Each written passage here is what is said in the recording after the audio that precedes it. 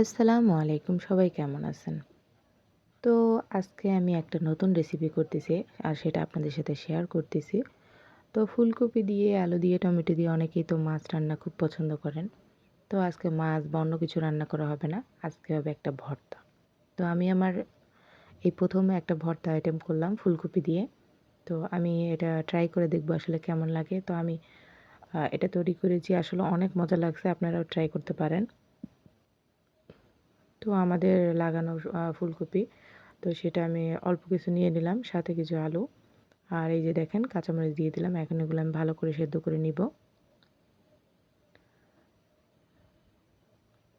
তো এটার মধ্যে আমি হালকা হলুদ দিয়ে দিব আর হালকা একটু লবণ দিয়ে দিব।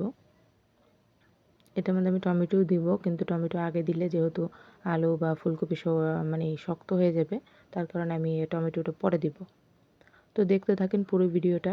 আর এইটা নতুন একটা রেসিপি, অবশ্যই বাসায় ট্রাই করে দেখতে পারেন আপনারা, আসলে অনেক মজা লাগবে। তো আমি এখানে ২ ধরনের, এই দেখেন টমেটোটা যখন হালকা সেদ্ধ হয়ে গেছে ফুলকপি, আলু, তখন আমি লাস্টের দিকে টমেটোটা দিয়ে দিলাম। এই তো দেখেন হইতেছে। আর এদিকে আমি ধনিয়া পাতাটাও দিয়ে দিব, কারণ কাঁচা, কাঁচা থাকলে ওটা আসলে ভাল লাগবে না। তাই হালকা, হালকা একটু সেদ্ধ হলে ওটা ভালো লাগবে, তাই দিয়ে দিলাম। তা আমি ১ম বুঝতে পারিনি আসলে কেমন লাগবে ভর্তাটা, কিন্তু আসলে অনেক মজা লাগছে। তো আমি এখানে ২ ধরনের মরিচ দিয়েছি। একবার কাঁচা মরিচ দিয়েছি সেদ্ধ করার সময়, আর এই দেখেন ভেজে নিয়েছি আলাদা শুকনা মরিচ।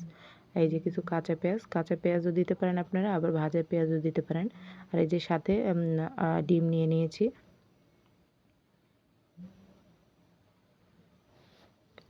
তো দেখেন এগুলো ভালো করে মেখে নিচ্ছি। অনেকে চাইলে এটার মধ্যে সরিষার তেলও দিতে পারেন। তো এই ভর্তাটা আপনারা একবার জাস্ট বাসায় একটু বানিয়ে দেখেন। আসলে এতটা মজার, খুবই ভাল লাগবে। আমার তো এতটাই মজা লাগছে, আমি কি বলবো, অনেক বেশি টেস্ট। যেহেতু আমরা অনেকেই ভর্তা খুব পছন্দ করি, তো আপনারা অবশ্যই ভর্তা ট্রাই করে দেখতে পারেন। আর এখন এমনটাই হয়েছে, ফুলকপি খেতে, খেতে আমরা একদমই বিরক্ত হয়ে গেছি। তো অবশ্যই ফুলকপি যাদের লাগানো আছে, কি করবেন, তারা অবশ্যই ভর্তা করে খেয়ে দেখতে পারেন। অনেক ভালো লাগবে। আর অনেকে আছে এই সিজনে যেহেতু ফুলকপি অনেক আছে, তো আপনারা অনেকে ফ্রোজেন করে রেখে দিতে পারেন হালকা সেদ্ধ করে। টুকরো, টুকরো করে কেটে হালকা সেদ্ধ করে ওটা আপনারা ডিপে রাখতে পারেন। ডিপে অনেক দিনই খাওয়া যাবে। আবার অনেকে রোজা চলে আসতেছে, রোজার মধ্যে আপনারা ওটা আ ফুলকপির পেঁয়াজু বানিয়েও খেতে পারেন। তো এই তো দেখেন আমি ভালো করে এগুলো মেখে নিলাম। মানে ভর্তাটা যে এতটাই মজা হয়েছিল, আ মানে অনেক ভালো লাগছে। তো আপনারাও বাসায় সবাই ট্রাই করবেন। তা আমি হয়তোবা ভয়েস ঠিকভাবে দিতে পারতেছি না, তারপরও দিচ্ছি। আমার অনেক বেশি ঠান্ডা লাগছে।